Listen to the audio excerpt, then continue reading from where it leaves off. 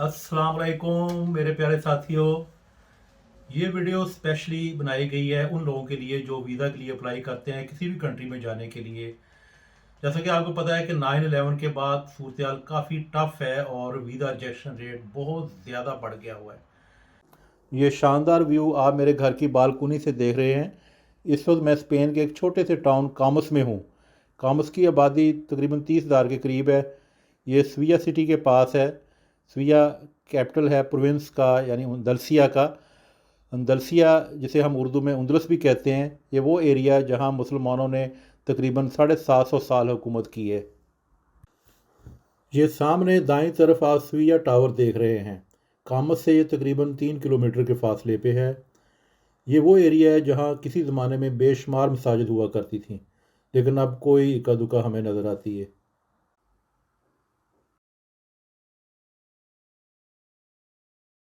अब तक मैं अल्हम्दुलिल्लाह दुनिया के तकरीबन कोई 20 के करीब ममालिक में जा चुका हूँ और बेशुमार दफ़ा विज़िट कर चुका हूँ, इंग्लैंड का और अमेरिका का भी।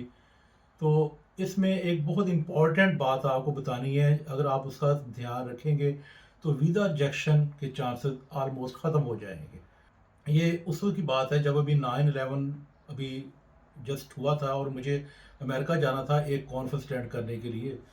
तो मैं काफ़ी फिक्रमंद था, क्योंकि उस वक्त एक और भी मसला था कि वहाँ कागोशिमा शहर जहाँ मेरी रिहाइश थी, वहाँ से ओसाका जो वहाँ से काफ़ी दूर है और बाई एयर ही अक्सर जाना पड़ता है।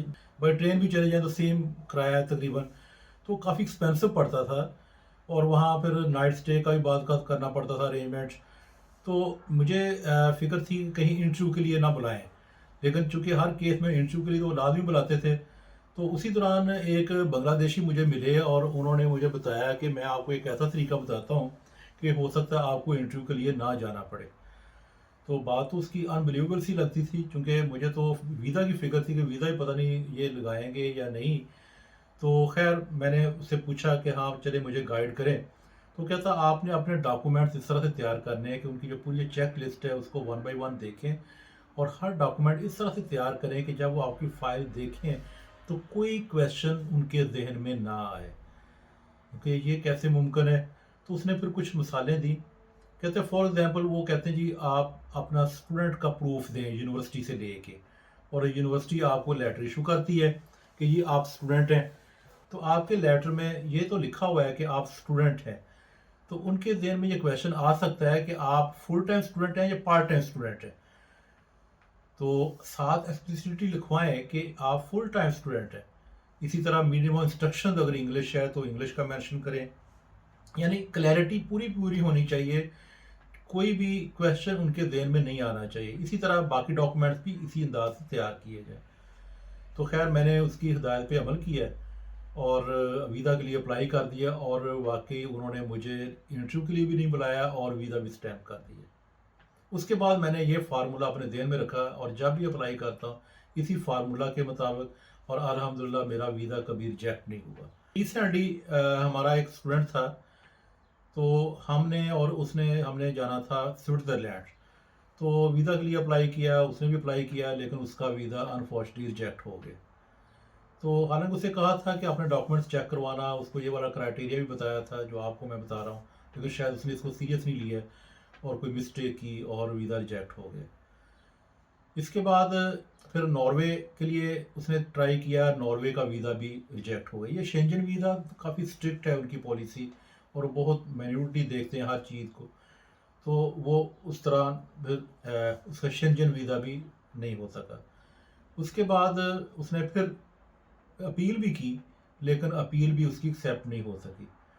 तो ये एक तरह की 2 दफ़ा या 3 दफ़ा रिजेक्शन के बाद फिर कोई चांस नहीं रह जाता कि आपका वीज़ा कोई भी कंट्री आपको देगा, क्योंकि हर कंट्री पे डाउट में रहता है कि पता नहीं इसका वीज़ा पहले क्यों रिजेक्ट हुआ था। तो जब तीसरी दफ़ा उसने नॉर्वे के लिए अप्लाई करना था, हम सब ने भी किया, उसने भी करना था, तो हम फिर फिक्रमंद थे उसके लिए कि अब क्या किया जाए। एक नेचुरल क्वेश्चन जो उनके जहन में आ सकता था उसके केस में, कि वो सिंगल स्टूडेंट था, मैरिड नहीं था, कि ये जाएगा और शायद वापस ना आए। तो ये हर कंट्री को फिक्र होती है वीज़ा देते हुए, ख़ास तौर पे जो आप जैसे नौजवान हैं उनके लिए। तो उसका फिर कोई ना कोई सलूशन करना था।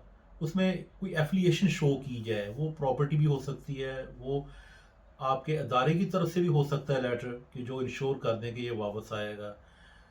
وہ بینک بیلنس ہو سکتا ہے, یا کوئی بھی ایسی چیز آپ نے شو کرنی ہے کہ آپ واپس ضرور آئیں گے. جب اس اسٹوڈنٹ نے ان ہدایات پہ عمل کیا تو باوجود کہ 2 دفعہ ویزا ریجیکٹ ہو چکا تھا, تیسری دفعہ اپیل ریجیکٹ ہو چکی تھی, لیکن اس دفعہ اس کا ویزا ایکسیپٹ ہو گیا. اسی طرح ہمارے ایک دوسرے ساتھی, وہ میرڈ تھے, ان کی وائف کا ویزا ریجیکٹ ہو گیا. کس بات پہ ریجیکٹ ہوا کہ اس نے اپنا بینک بیلنس کم شو کیا ہوا تھا. امبیسی کا اعتراض یہ تھا کہ آپ تو ہمارے ملک میں آ جائیں گے اور آپ کی وائف پاکستان میں ہوگی, آپ کی فیملی پاکستان میں ہوگی, تو وہ کیسے گزارا کرے گی, آپ کا تو بینک بیلنس ہی بڑا تھوڑا ہے. یعنی یہ ایک کویشچن ان کے ذہن میں آ گیا.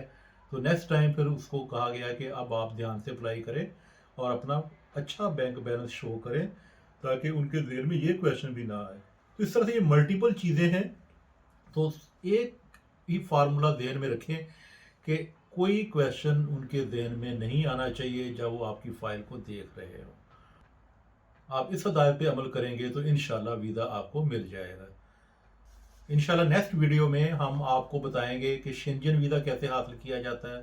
اسی طرح دوسرے کنٹریز کے ویزا حاصل کرنے کی جو اسپیسیفک ریکوائرمنٹس ہیں ان کو دیکھتے ہوئے اسپیشلی اپوائنٹمنٹ حاصل کرنا. شنجن ویزا کے لیے کچھ کنٹریز نے اپوائنٹمنٹ کا بہت ہی مشکل پروسیجر بنا دیا ہوا ہے, وہ کیسے حاصل کرنی ہے. تو ہمارے ساتھ رہیے گا.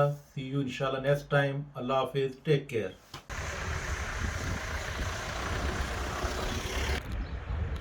ویزا کے دوران آپ کو کن مشکلات کا سامنا ہے, امبیسی کی کیا ریکوائرمنٹس ہیں اور وہ کیا اعتراض کرتے ہیں, کمنٹس باکس میں بتائیے گا تاکہ ہم مل کے اس کا کوئی سلوشن تلاش کر سکیں.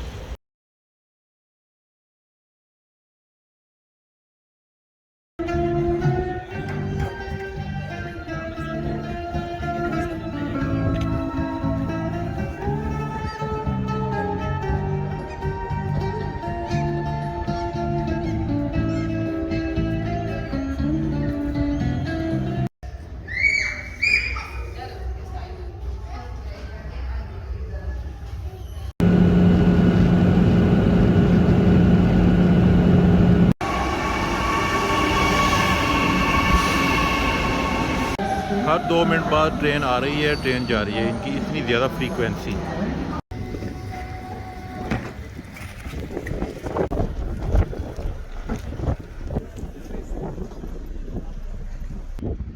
تو یہ الیکٹرک چارجر ہے, ہم سمجھے تھے گیس اسٹیشن ہے.